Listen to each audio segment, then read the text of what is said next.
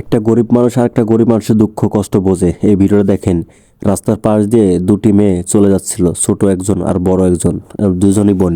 তারপর দেখেন ছোট বোনের পানির পিপাসা লাগে, সে দোকান থেকে একটা পানির বোতল নেয় যে আপু পানির বোতলটা কিনে দাও, আমার খুব পিপাসা লাগছে, আমি পানি খাবো। তারপর বড় বোনটা ব্যাগে হাত দিয়ে দেখে যে একটা পয়সা আছে, তার পানির বোতল কেনার মতো সামর্থ্য নাই। তারপর তার বোনকে এখানে নিয়ে চলে যায় এবং দোকানদার বোনটি সেটা দেখতে পায় এবং তার খারাপ লাগে।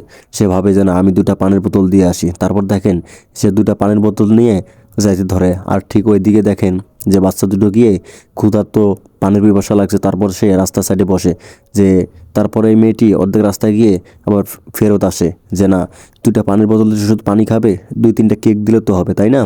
তো দেখেন তারপর সে কেক নেয় এবং কেক নেওয়ার পর দেখেন তার সারাদিন যা ইনকাম করছে সব টাকা দিয়ে দেয় ভাই। কিন্তু আমরা এরকম হলে অনেক করতাম না, তাই না? তারপর সে অর্ধেক টাকা, অর্ধেক ভাগ করে অর্ধেক টাকা দিল এবং রাখার ব্যাগে রাখার পর সেখান থেকে চলে যায়।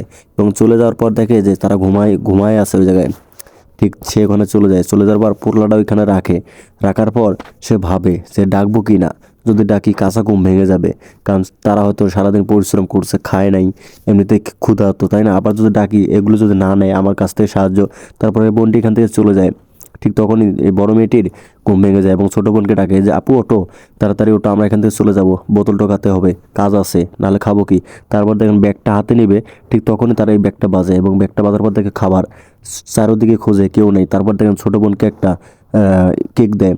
তারপর সে আরেকটা কেক নেওয়ার জন্য যায়, ঠিক তখনই দেখে ওইখানে অনেকগুলো টাকা। টাকা দিয়ে অবাক হয়, আবার চারিদিকে খোঁজে যে কেউ আছে কিনা, কারো টাকা নাকি।